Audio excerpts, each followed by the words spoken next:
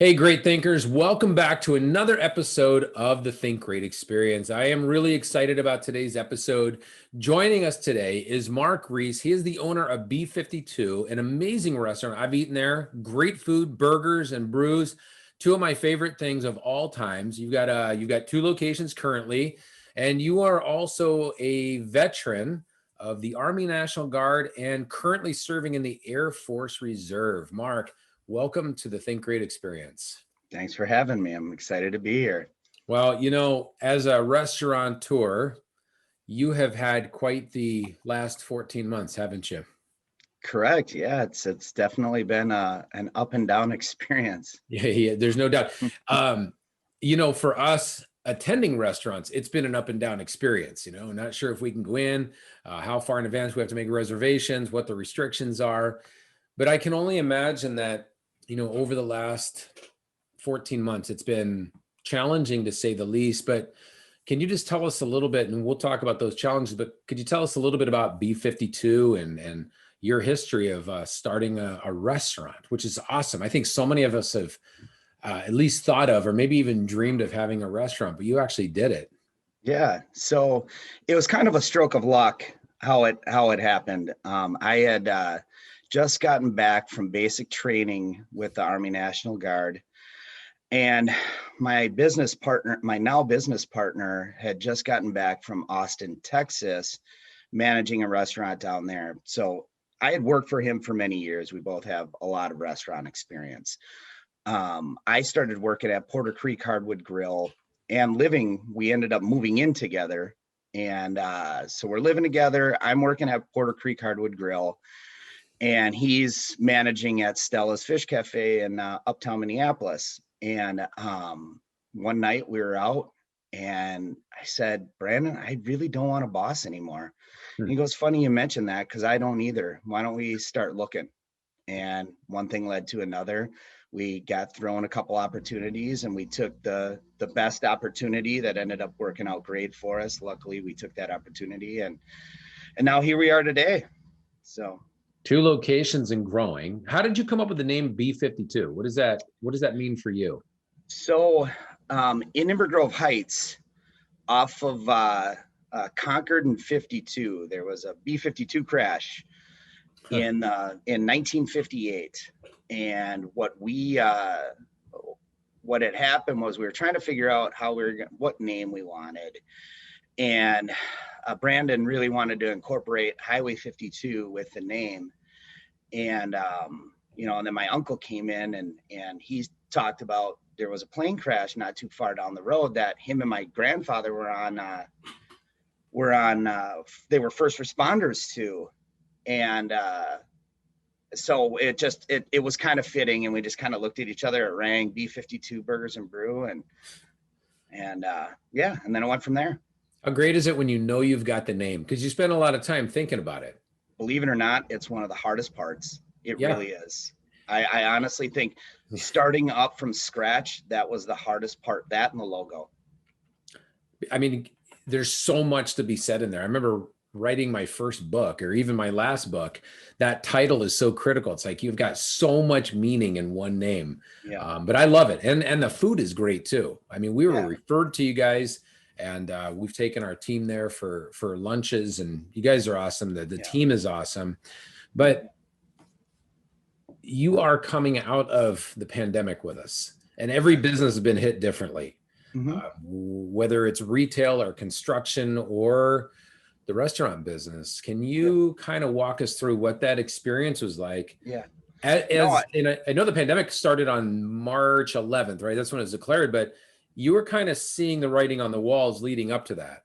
Right. Well, it's funny because I would say we were talking about it a week before. I would say, let's say March 5th through 8th sometime. Me and my business partner were talking about it, and we were like thinking, oh, this is going to pass. We think it's going to pass. Yeah, I mean, because who really thought what was really going to happen happened, That's right. I mean, it was just one of those things. So then, it gets, you're seeing NBA and the NCAA tournament getting Yeah. canceled, and then we're like, oh, okay, this is happening. Yeah. So we ended up shutting down on March 16th.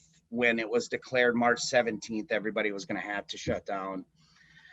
And at that point, I think that was when the stress and anxiety came in, because there were no answers and we didn't know. Yeah. And when you, between both stores, we have over 100 employees. We're thinking about everybody, not just ourselves and not just our futures. And it was, what do we do now, was the question. And right in that time, I got sick. Oh. So it was like, should we shut down? Should we offer takeout? What should we do? And we all, me, my business partner, my director, Jason, who also runs the Lakeville location, and our chef, we're all on a Zoom call. And the chef was like, let's just do it. Let's power through. And so we're like, all right, you win, Adrian. We're going to power through. So, and that's what we did. And, that first shutdown was really, all right, we got time now to better ourselves. Let's make best use of that time, because we didn't want to get rid of our management staff as much as possible. At both stores, we ended up laying off with the intention, which they did, come back, one manager, and we have at each store, we have a total of 6 managers per store. Okay. So the whole goal was to keep them gainfully employed. And, that's wasn't necessarily the move that helped the bank account a whole lot. We could have been like a lot of people and shut down, but we really wanted to keep them employed and keep them active, because it's really hard to get people back once they've been sitting at home and, a new lifestyle that they didn't know existed, or a mental thing comes in that they never had before. So we're like, no, we're going to keep them employed. So right out of the gates, you had the option of being shut down completely, or just doing, the takeout. Yeah. And you've always done takeout, so here now you're exclusively takeout. What did that do to your mindset? There had to be some nights where, like us, our business, there was a lot postponed. I'm a speaker, so you're traveling and everything is postponed. Most were kind enough not to call it canceled, but it was postponed. Yeah. What was going through your head though? What was going through my head was, man, I'm really jealous of Culver's, because their sales went up a lot, and it was nice. People were really trying to support through takeout, but dine-in restaurants, it's just not the business model that works for us. Right. We lose a lot of money. Our sales dip dramatically. Yeah. And, when it's all uncertain and you don't know, oh, is Congress going to help us out? What's going to happen here? How are we going to make it through this? It's kind of scary, if they ended up in the back end, we're going to be just fine. Yeah. So, but during that time, the restaurant itself really, it was losing quite significantly, especially that last shutdown. But yeah. And of all the industries being impacted by, the pandemic, the restaurant industry got hit. Hospitality in general got hit so hard. And the restrictions, at least here in Minnesota, it was almost like an accordion effect, right? Well, now you can do this, now go back to this, now this, now that. I mean, that had to be hard on everybody's mindset. Here you're seeing some light at the end of the tunnel, and then the light shuts off. Right. Well, I think the hardest part was just, like you said, all the changes. So, all right, you come back, you can only serve patios. So now you have to figure out that business model.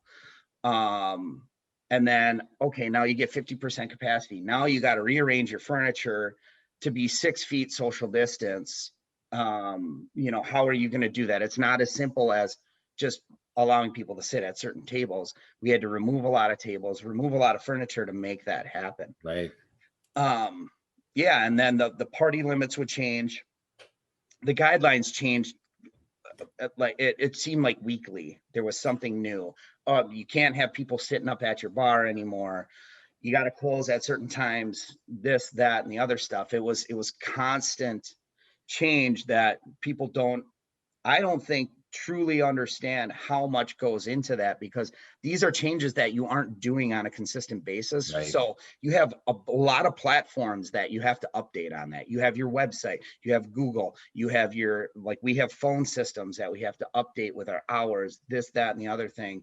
Our online platforms, all that you have to, it's just a constant pressure. Well, and it's not like you have full staff too. So you're operating on a limited staff, and now you've got more administrative work to do to keep up with all the restrictions. Yeah. I remember at one point there was the message from the governor that came out, and somebody had said, well, there's some new restrictions out, or new release of restrictions, and it's going to impact restaurants. And I said, oh, I can't wait to read this. And when I got to it, it was really, you were allowed to be open from 10 o'clock now to 11 o'clock at night. So Yeah. it was, that's that 1 hour, and probably was helpful, but at the same point, it was a lot of work just to make sure that you could stay open and people actually knew that you were open till 11 o'clock. Yeah. The information is tough to get out, and you know, you do deal with a lot of people that don't know everything. So then when you have to throw that restriction at them, they don't get upset at the people making the rules. They get upset at the people enforcing the rules. So not everybody, most people have been really good about it. So, but you know, we definitely had our moments with different people, and it's Sure. it's a fine line. And the one thing that I always tried to preach to our managers is, these guests have to want to come back after this pandemic's over. So we have to That's right. gently enforce this message. Yeah. So It's a tough message to get out there too, because you had people coming into the restaurant that everybody had different feelings about the pandemic, the restrictions, their belief in it. You know, some people come in there to eat were double or triple masks. Some people thought it was a conspiracy thing. I mean, there's a wide array of thoughts on this topic. So how did your role as a business owner shift during all of this? I mean, here you were running a successful business, still successful, but you're running a successful business. You are in the restaurant business, and now you have the morale of your team to consider every single day. I think that was the biggest struggle for me, was trying to, through it all, not allow the team to break down. And there was a lot of mental struggles through it. It was because a lot was put on every one of the staff.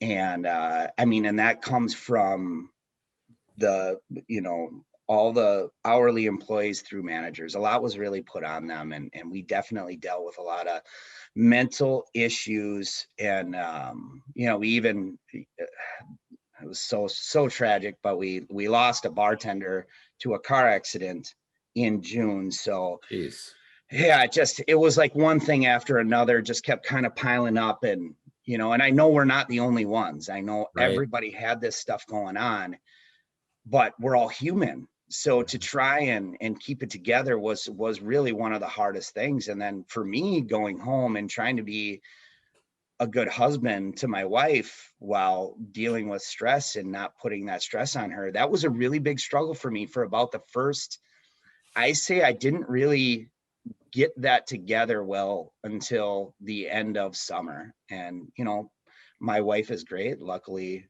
I have such a good wife, because she kept it together and understood my stresses. And, you know, I was able to kind of come back together and realize that I'm putting those burdens on her. I mean, this pandemic has been, it's more than, just like you're saying, it's more than just a challenge to businesses. It's a challenge to families. It's a challenge to marriages. I mean, it's created, you hit the nail on the head. It's created stress, and most people aren't good at dealing with stress. Our bodies react to it different. Our relationships react to it different. You know, it wasn't business as usual. It was a very odd time, and we're coming out of it. Yeah. But at the same point, that means we're just heading into a transition phase, and that can be tough too. I know for you, you know, having served in the Army National Guard, serving currently in the Air Force Reserve, and thanks for your service, by the way, all of what you're doing, and you're still taking care of our great nation. But did you ever find yourself going back to some of the things you learned in the Army National Guard, or the Air Force, obviously two organizations that are huge on leadership and, Yeah. and not, you know, without their own challenges, right? So they've faced Right. chaos and challenges and Mhm. obstacles for their entire existence. Did you ever have to tap into that military mindset during this? I always tap into the military mindset. It's just taught me so much. I wouldn't be where I am today without the military and without some of the greatest people that have ever been around that have taught me so much through, enlisted NCOs all the way up to the colonels I served beside Sure. when they were captains that are now really good friends of mine. It's the what I've learned from that aspect is I wholeheartedly I would not be where I'm at today. That was what straightened me out and got me on the right path. I So mean, yes, I always tap in. and I found myself really going back and looking, no matter how big the challenge is, you go back to those leadership lessons on integrity or bearing or accountability. The things that they Yeah, teach you about how to be a better leader. When there is that challenge at hand, it really comes into play. I mean, you it can't. does. I don't think this is a time to manage your way through the chaos. You got to lead your way through. Right. Um, Correct. I agree. and that's one thing the military mindset is, right? Yeah. They're always leading their way through chaos. They're Mhm. not going to try and micromanage their people. Yeah. Right. How has communication changed for you then? I mean, how are you communicating differently with your team during all of this?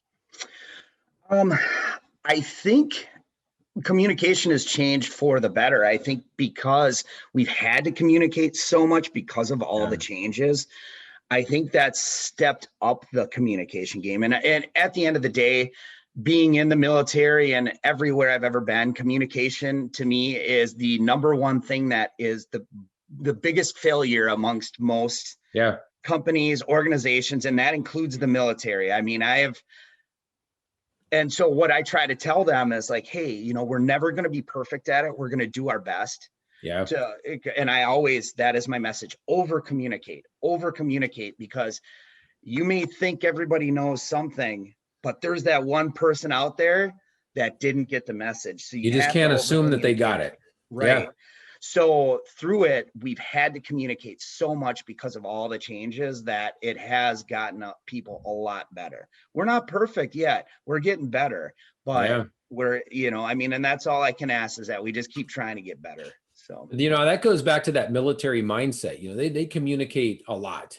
yeah, And again, they're not perfect at it, but they're focused on it. And I think, from my perspective as a business coach, I've noticed that most businesses struggle with communication during the good times. yeah, But it really, you pay the price during the challenging times. Now, yeah, one thing I'm hearing is you're communicating more with your team, more correct. maybe even your Yep, leaders, right? Your yep, core yep, leaders, your team. And yep, that's probably something you're going to take out of the pandemic with you. Keep that communication up. yep, yep, for sure. We found different ways to do it, different platforms that we use to make sure to get all our messages out that we have to get out. Yeah. And I think people, if they didn't communicate properly, I think it really hits them hard now because they know Yeah. they have all these tools, and then they think, oh dang it, I failed on that. But it's all learning. It's all That's about right. learning. But as long as the message that they understand is communication is very, very important, then that's all I ask, is that they know that. So How important, and I know we're going into the pandemic, when you guys, the four of you talked and said, all right, what are we going to do here? Um, you had to have that collaboration session, right? Where you go, okay, we're going strictly takeout. How important has collaboration been through this whole process for you? I mean, it's been the most important thing in the world because everybody had to be on the same page about Yeah. everything. So it was like we would call on Zoom calls for the littlest decision. Hey, Susie's friend who has a boyfriend got COVID, and that was in the early days when we didn't know how it really transmitted and what was really going on. But we were constantly communicating amongst each other, and nobody made large decisions without everybody being on board. So, and that really helped us out. I Sure. truly think that. I mean, you go back a year and a half, if somebody was sick, They stayed home. Yep. Then we moved into now, the one thing I can take away from the pandemic is, as a team, we've never been this close, and we've never backed each other up the way we do now. It's like a being on, and I don't want to compare it, but being in the military with that person on your right and left, Yeah. that's where we're at now, where I feel like we just all really back each other up. I mean, that's a common phrase that we hear in the military. When I was in the Marines, it's always look out for the Marine to your left and your right, not yourself. Look out for them. Yeah. And if you can create an entire organization looking out for the person to their left and right, they're unstoppable. Yeah. But I feel that the Army, the Navy, the Air Force, the Marines, the Coast Guard, the Space Force, whoever, you can't go through chaos or challenges without looking out for each other. You're not going to make it back if it's just all about you. Right. And most businesses don't have conflict to go to forge that camaraderie. And what I'm hearing is you've taken what we had in the military, that camaraderie, and you started to bring your people even closer together. Yeah. You know, unify them through the challenges, and it creates a bond unlike anything you can ever experience. Right. Yep. Yeah. Well, and a loyalty. So through all this, there is a very strong loyalty to these people that stuck with us through all this, because at the end of the day, regardless of how we feel about it, about the pandemic or about COVID itself, people were dying. So for them to stick by us and to really be there for us is something I will never ever forget. And I know the challenges that they all went through. Every person had a lot of family struggles trying to do their job while deal with the pandemic, while dealing with, hey, somebody in Susie's class got COVID, so they're going to have to stay home for 2 weeks from school. Figure out your childcare type thing, and that happened quite frequently. So I know it happened with us. We had it happen with our daughter 3 different times. So, and it's one of these things that this isn't normal stress that we're going through.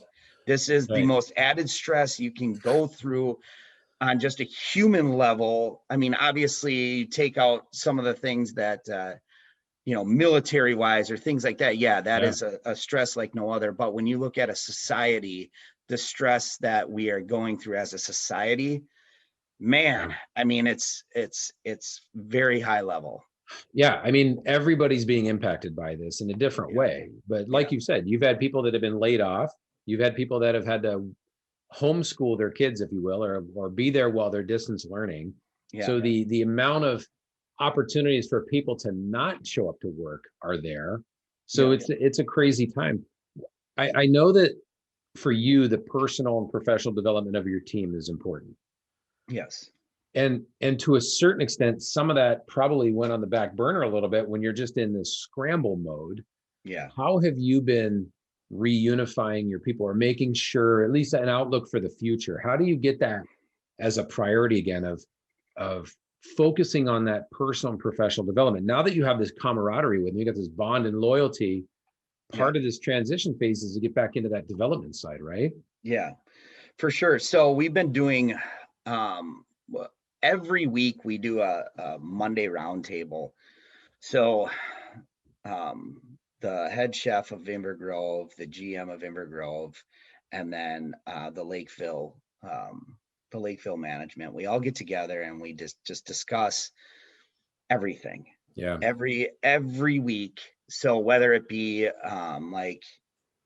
yesterday we were talking about, all right, our expansion plans and whatnot, and then our benefits plans, this, that, and the other stuff, and really get them focused on just how we're gonna be a better company, and the steps that we're taking and what we're gonna have to do to get there, and what our focus on is as owners right now, and how that's going to impact them for the better. So, but you have like a weekly all hands meeting.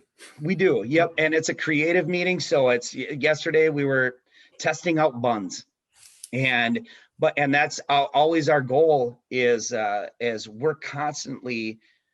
we're not complacent. We're not a complacent Yeah. company. We're constantly striving to be better. So, But I think that's a and powerful question to ask right now. How can we be better? How can we be greater? yeah, Because to me, that happens in the future. It's not going to happen exactly right now. So you may ask the yeah, question now, but you achieve it in the future. And honestly, Mark, that's a huge question leaders should be asking their teams. How can we be better? How can we be greater? Because it causes them to look up from the pandemic or the challenge and into the future a little bit. yeah, right, right. I I mean, agree. And I know for you, empowering your people is important, and you've been empowering them through one of the toughest times the world has ever faced, especially in business. But you've mentioned before that you like to give people trust, the trust to make decisions so that they don't feel micromanaged. How have you been doing that, or how has that worked during all of this?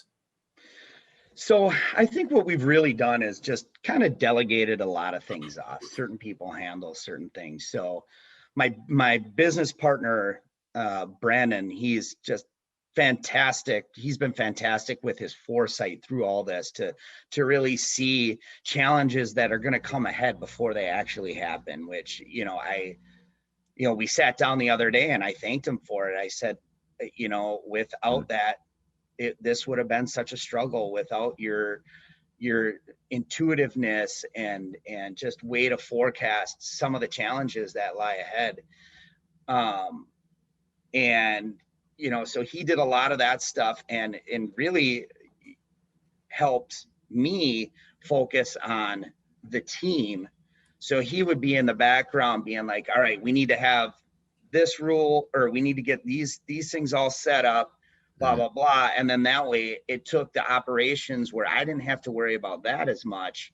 And I could just focus on operations. And then, I have my managers who are very, very competent managers. They're very, very good at what they do. Sorry, I said very, very twice. But they're just, I can put loads on them, or they can take loads off of me by coming up with different strategies and whatnot. It really, the way it worked out was we just all worked together, and nobody was too egotistical to think that they were too good to have to take this, that, or the other thing away from one another. So, One of the common things that I'm hearing you say is, and I'll paraphrase it, but you're not trying to do this alone. no, You need a team for this, and you're great at showing appreciation. I mean, when we served, teamwork was everything. yeah, You don't go through boot camp by yourself. You don't go through any challenge by yourself. It's always with a team. I mean, even a scout sniper has a spotter, right? So, yeah, and they're right. still part of a fire team or whatever you've got, right? They're part of a squad. How important, how have you re-looked at teamwork through all of this? Because it was important before the pandemic, especially in the restaurant business. It's front of house, back of house. It's a team, Yeah. but So, the team has really had to come together during this challenge. yeah, for sure. I am all about just the team aspect of everything. I look at like what the Beatles. Yeah. Was it Paul wanted to go off from John and prove that he could do it without them, or one or the other? And when I look at what we have and what we're building, I'm not looking to try and do something on my own.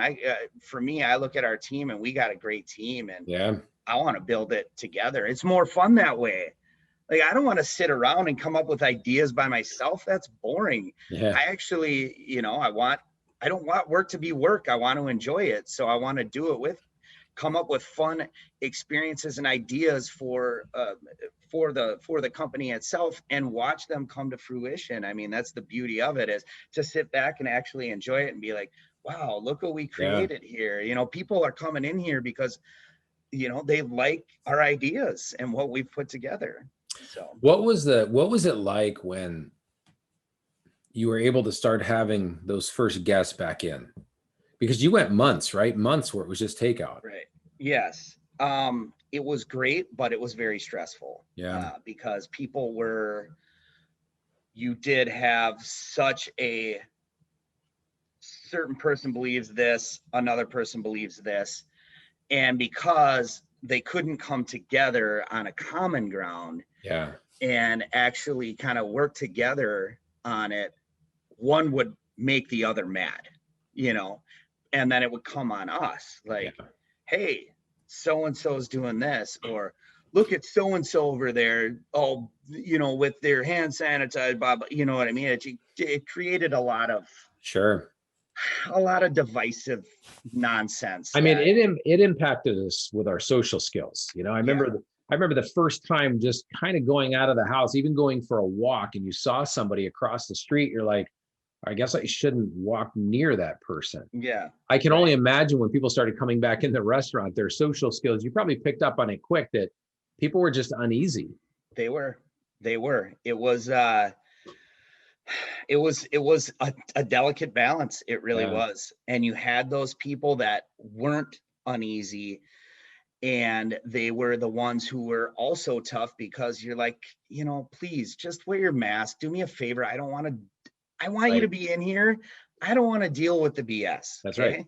I mean, Like whether just you wanted to wear a respect it. mask or not, they needed to because it was part of the regulations, part of being Yeah. open. Yeah. And we just want to be open, and and the hardest part about this whole thing is, we're in the hospitality industry. Yeah. What is the hospitality industry? It is an industry of fun, and that's what people want.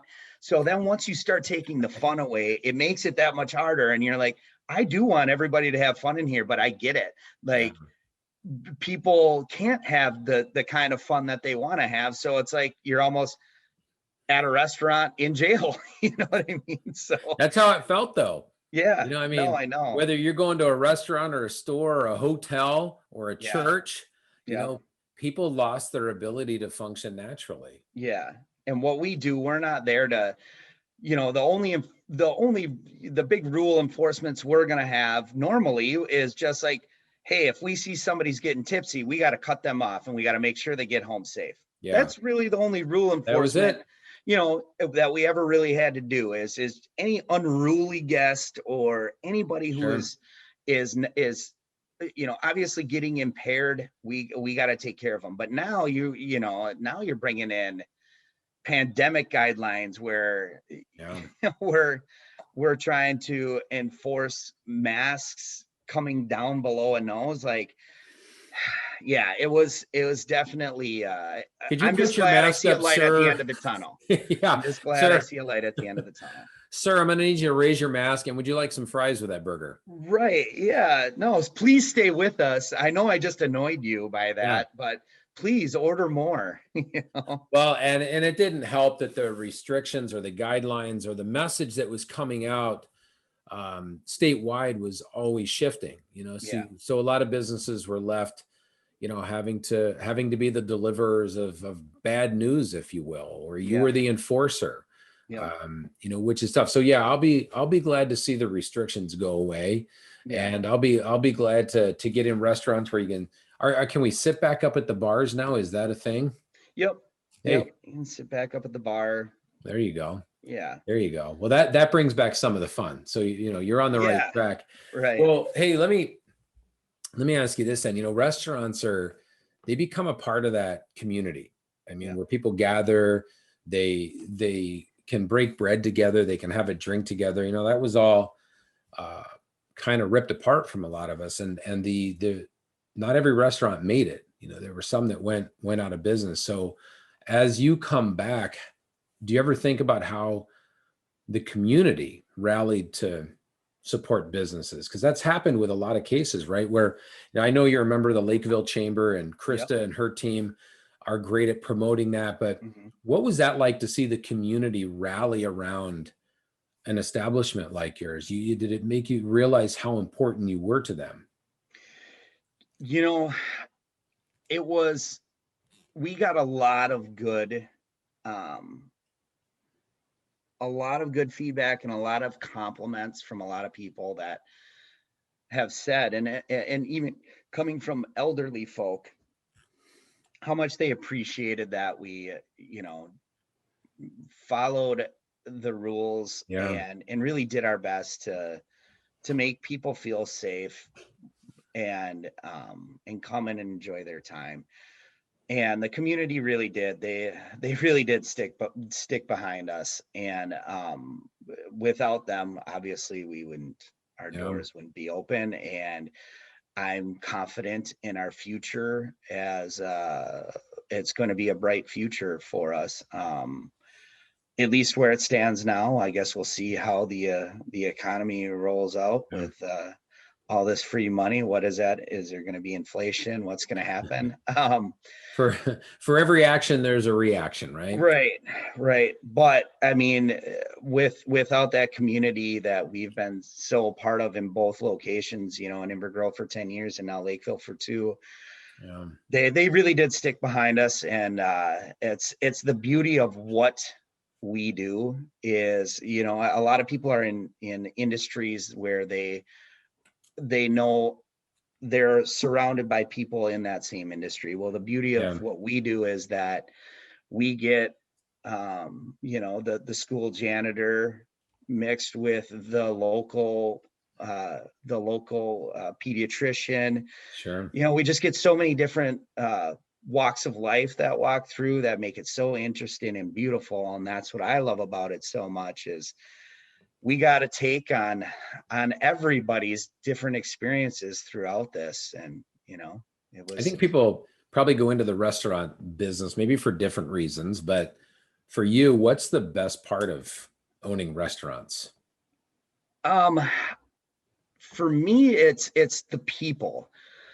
So when I joined the military, I was actually joining to get out of the restaurant industry. I've been bartending throughout that whole time. And so I woke up one night and I'm like, and this is a true story. I woke up in the middle of the night in my apartment, and I'm like, what am I doing with my life right now? I'm in a cold sweat, and I'm just like, I got to figure it out. I got to do something with my life. I went on the internet and was surfing, and boom, this ad for the National Guard pops up. And I'm like, oh, great. So I take my ASVAB, and I have my list of all the jobs I qualify for, and I decide, hey, I think going the IT route is going to be the best route for me, because I'm going to always have opportunity in IT. It's ever evolving. So I'll always have a good job Sure. that Yeah. way. And so that's what I did. I joined as an IT specialist, and I I've quickly realized I'm too social to be around binary people that long throughout a day. So once I came back, like I said, I moved in with my my business partner after he got back from Austin, Texas. And I wanted to go back into restaurants wholeheartedly, and I never looked back, because I'm too social, and I like talking with people. I like getting to know people, but I love the creative side, and I love seeing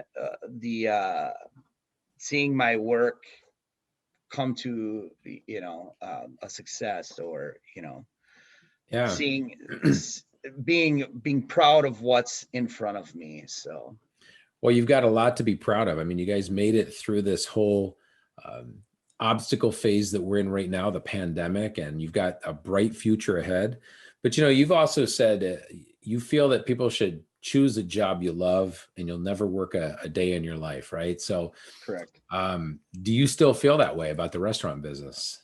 I always will. I always will. I love it.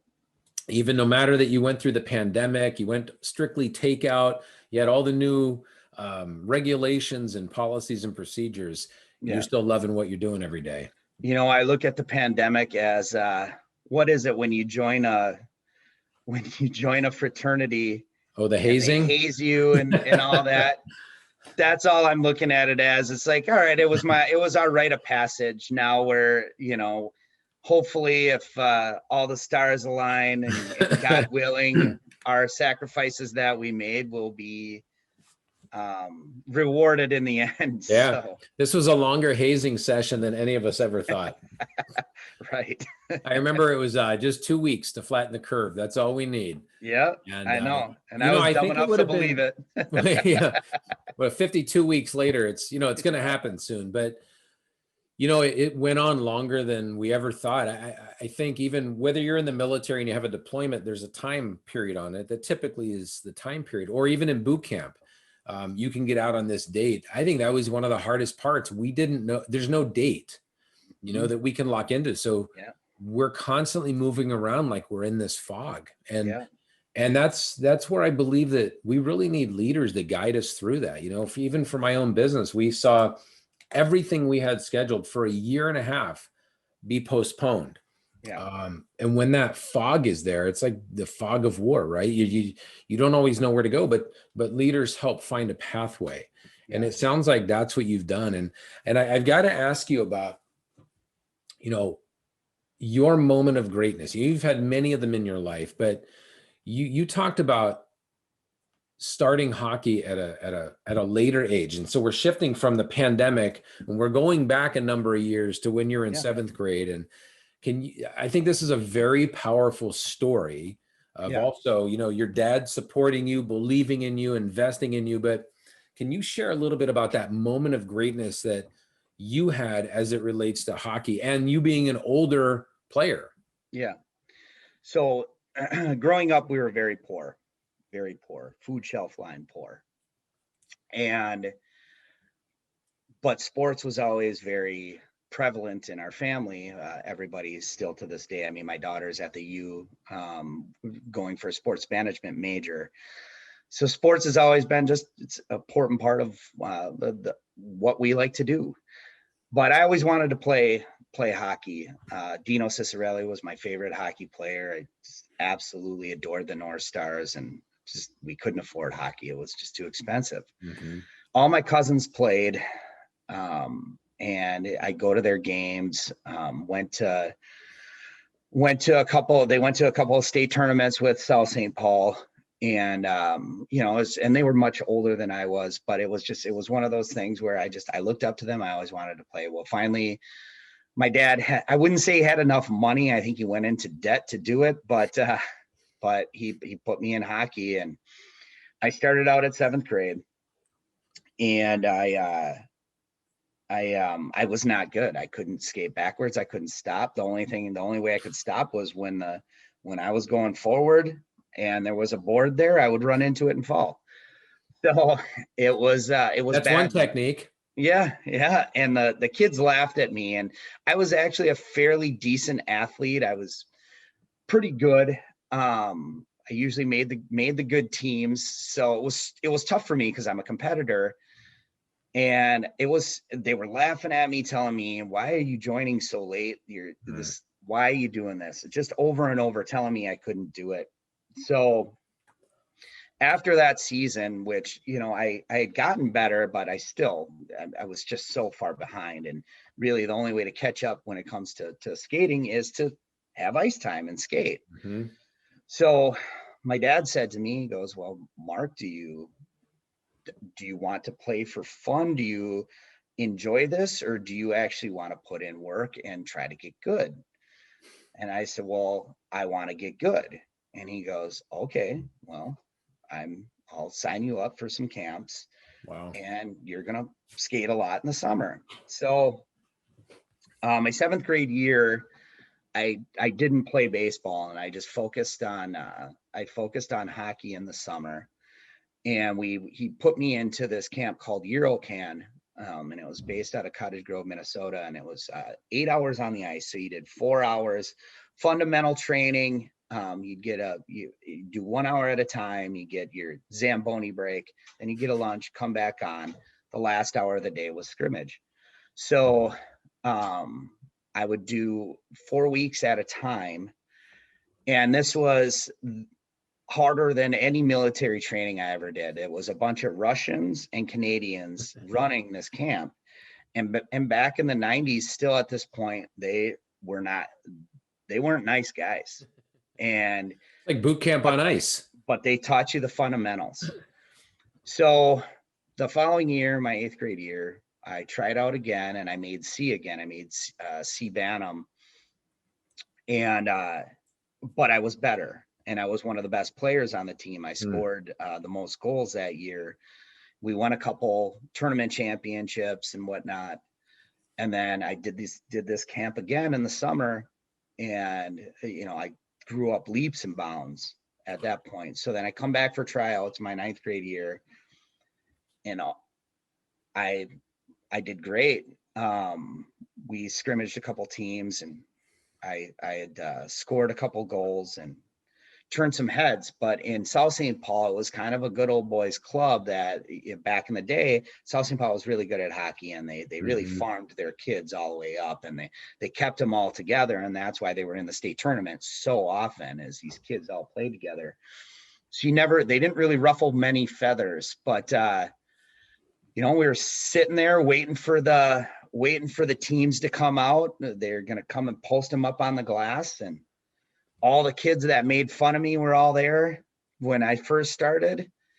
And yeah, I made the A Bantam team, and that was a moment for me that, after I sat down and I was so excited, and like me and my dad were hugging, and it was one of the great moments, because it was something that I wanted for so Yeah, long and worked really hard at. It was one of those moments that I just knew, like, if you put your mind to it, the only person that holds you back on anything you want is you. that's So if you right. put your mind and you put the hard work in, you can do it. You can achieve it. So, Now, when you made the team, you actually surpassed some of the guys that had previously laughed at you. Isn't that correct? yep. One of the kids looked at me as I made the team with my dad right there and goes, "How did you make the team? I've been playing way longer than you." And I said, "Well, you weren't playing in the summer." And we walked off. Wow. Man, that is powerful. Hold on, I got to write that down.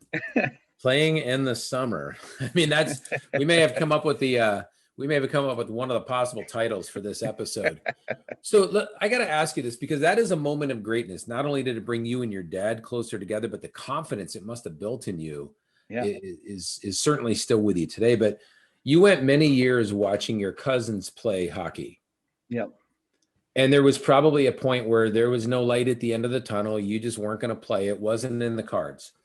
What was it like when your dad first said to you, like, what went through your head when you realized he was going to get you into hockey? He was going to pay for you to be in hockey when there was no light, and then all of a sudden the door opened up. How did that feel?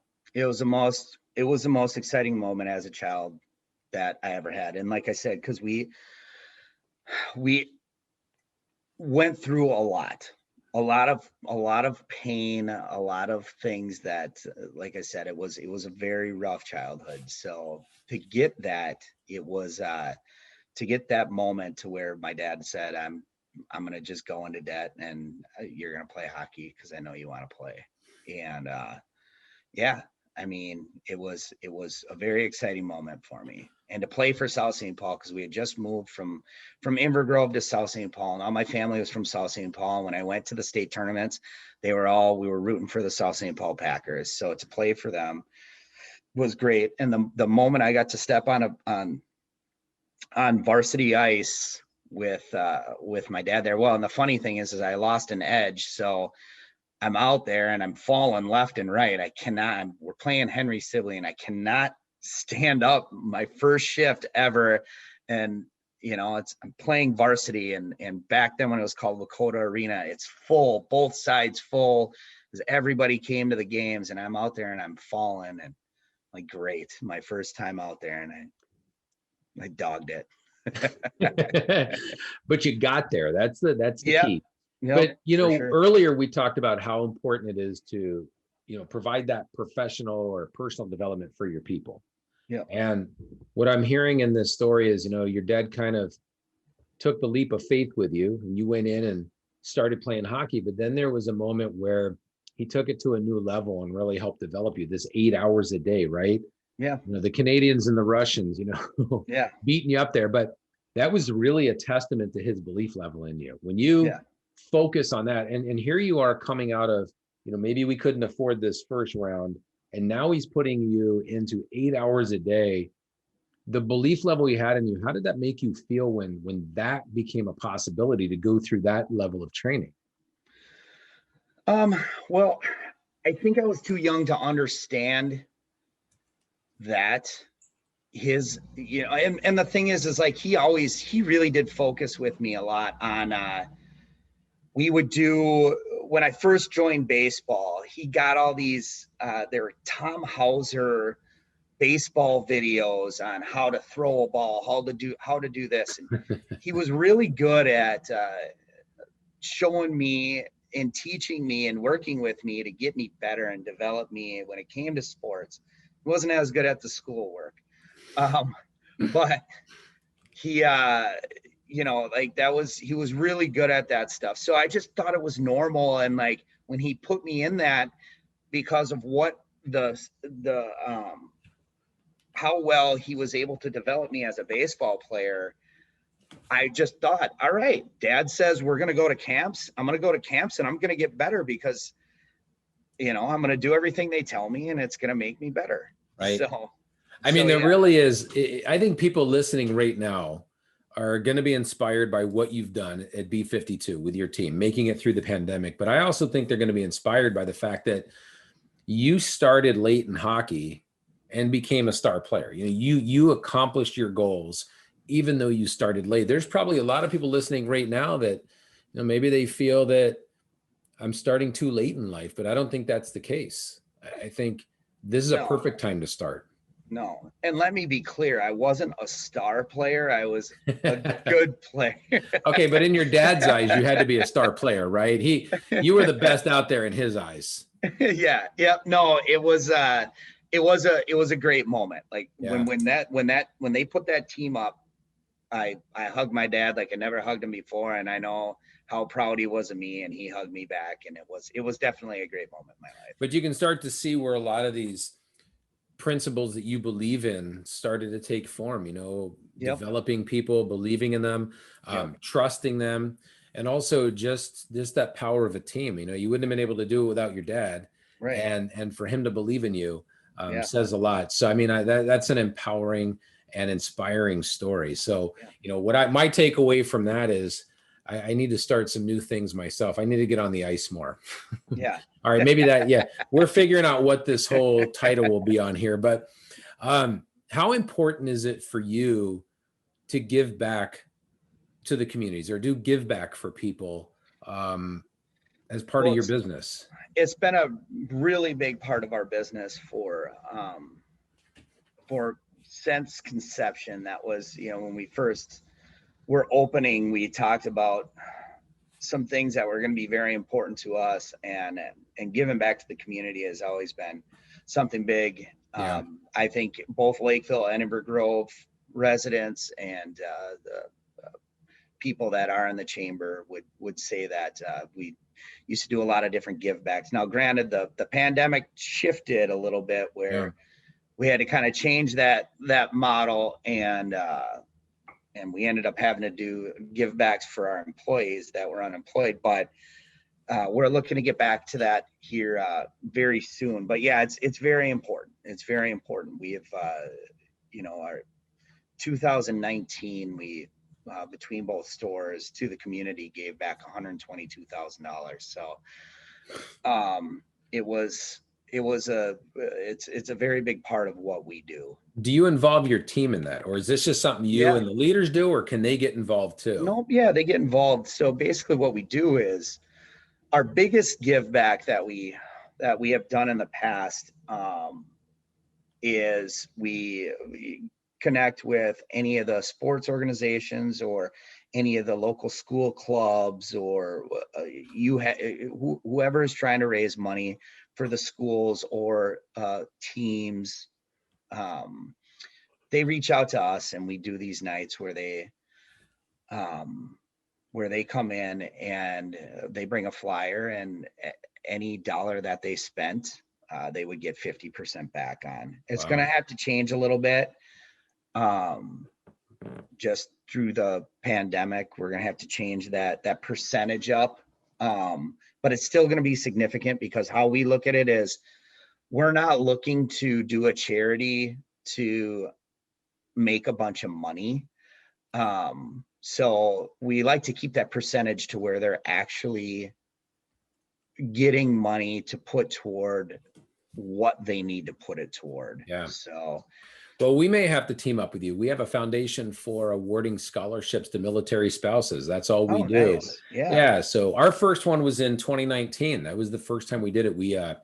We awarded 25,500 in scholarships that year as our Wow. first out of the gates hoorah, if you will. Yeah. But yeah, we'll have to team up with you. I know Yeah. you have a huge fan out in Lakeville named Sandy Crosby. That's why we're talking today, right? Yeah. She's a frequent flyer at your restaurant. It sure is. But I'll have to talk with her. Maybe we'll do something to give back to military spouses through B-52. Yeah. Yeah, for So, sure. I know something that's important to you is mindset, just being locked in the right mindset. We've all had moments during the pandemic. I think our mindset has been challenged this year, maybe more than ever in our lives. And how important is it for you to show up every day with the right mindset, and also to try and influence the mindset of your team members right now during one of the most challenging time we've ever been through? Yeah, I mean, I think that is very important, and I think a lot of times we wear our emotions on our sleeves, and I really try to do my best not to do that around people. I think if you give your all every day and you don't change that, you're not erratic up and down. I think the hardest part for me when it comes to mindset is sometimes I can be told something that may have happened that might upset me. Yeah. And I can have an initial reaction in my head or a knee-jerk thought that I'm like, all right, I need to calm down. I need to think about what is being said to me. Yeah. And I need to use all perspective in order to make the right decision. Yeah. We got to give it a So, breather for a second. but it is important, especially in a leadership position, that you aren't bringing your whatever it may be happening at home, any of that to work. Yeah. Because to me, I'm an energy person. If your energy is bad, their energy is going to be bad. Yeah. So, and it starts with us. The leader sets the tone. Yep, There's no doubt about it. for sure. And I think this is when leaders have been needed now more than ever. It's easy to lead during the good times. It's easy to Yep. lead when all the stars align and you're just high-fiving all day. But in the middle of a pandemic, this Yeah. is when we're needed the most. And even this transition phase, there's still new restrictions being lifted or being implemented. There's rules and policies coming out. So we're not out of the woods yet. Yep. Well, what's in store for you guys? I know you have 2 locations right now. One of your goals is a third. Is that still in motion? Yes. We're about to start looking very quickly. So Okay. we're just getting everything lined up All at the right. moment. Do So you know any possible locations? we're really interested in the Stillwater area. Oh, I love Stillwater. So what we've done before is when we were first trying to find our second location, the problem with what we were doing was we were going to all these different spots around the metro area, as opposed to really focusing on one area. And then when it came to Lakeville, once we just realized we really like the area, let's Yeah. make it happen here. That's how it happened. So I think that's what we're going to do on this third one, is really focus on the Stillwater area That's great. and see what the possibilities are there. Yeah. Well, you can't go wrong in Stillwater. I love it down there. Yeah. Yeah. It's great Yeah. area. Well, let me ask you this question. I know that for you, there's some characteristics that you embellish, and really utilize to get to where you are. Just the simple fact of hard work and determination. What has that been like? Hard work and determination through a worldwide pandemic. Did you have to reevaluate how you look at that? Or is this something you just stayed the course on? What did those 2 phrases mean to you? Hard work and determination. So, like I told you, I come from really poor upbringing, really poor. This pandemic drove me more than it drove anything has ever driven me in my life to make sure we make it through it, because I'm not going back to what I went to, what I was at before. Yeah. So it drove me to work extra hard every day, work more than I did ever before, even during the shutdowns. Yeah. And it's going to continue to drive that because I got a chip on my shoulder. I play with a chip on my shoulder. Yeah. And that is, I came from rough times, and I'm proud of everything that we've done, and I'm proud of where I'm going in my life. And, I'm not trying to look back. So that old hard work aspect of, we go back to the hockey stuff. It's the things that drive me like that, to make sure like that I'm going to wake up every day and I'm going to bust my butt to make sure that, we don't fail. So you've probably got some people listening right now that you're motivating, you're inspiring, you're getting them to think differently. Their mindset is now in a place where they're ready to take action on some greatness, right? To make some changes in their life, some enhancements, if you will. You had any pointers for somebody listening right now, just starting out saying, I'm going to head in a new direction on greatness? What would be some key points you have for them? I think just believe in yourself, the confidence. Once you truly believe in yourself and you have confidence in what you can do as a person and professionally, personally, I think once you have that, I think everything else really falls in line, because that's going to drive your hard work. That's going to drive you to want to make things better. But I truly think believing in yourself, for me, that was when I joined the military, and the confidence that the military gave me after having I would say a rough go in my 20s, realizing, believing that good things are going to happen, and believing in myself to make those good things happen. That was what changed my life. And I think the pandemic has affected mindset, our belief in ourselves, our self-confidence. Yeah. So getting back into believing in ourselves is huge. I think a lot of people need that right now. Right. Right. They do. More than ever. Yeah. Well, Mark, I can't thank you enough for being on the show. And I know that you've impacted people. And if people want to find you, find out more about B52, what's the best way to reach out and connect with you? So you can go to b52burgersandbrew.com if you want to check out our website and see some of the stuff that's going on. We're also on Facebook, which is, you can connect through our website. If you want to reach me for anything, my email address is mark.reese@b52burgersandbrew.com. Feel free to reach out, and that's all I got. And if they want some great food, some great brews, they should come into B52, right? They should come into B52. And if you're in Lakeville, you know what? We got a lot of great options right around us. You got Lakeville Brew right there. You want to go get a nice beer from Angry Inch or Lakeville Brew that they brew themselves. We got a lot of great Minnesota brews on tap with us. It's a cool area. Come on down and check us all out. Well, you talked me into it. I'm coming in. Yeah, perfect. Yeah, I can't wait. Well, hey, Mark, Mark, I'll be able to spot you. Yeah, there you go. I'll have to let Sandy know so she can meet us in there. Sandy and Tom love your place, by the way. Yeah. I just can't thank you enough for being on and sharing these insights. I know this has been one hell of a tough year for you and for your team, but it sounds like you are coming out stronger on the other end and ready to achieve more greatness. So congratulations to you and your team. And again, thanks so much for your insights today. Thanks, Eric. Really appreciate it. Glad I was on. Thanks.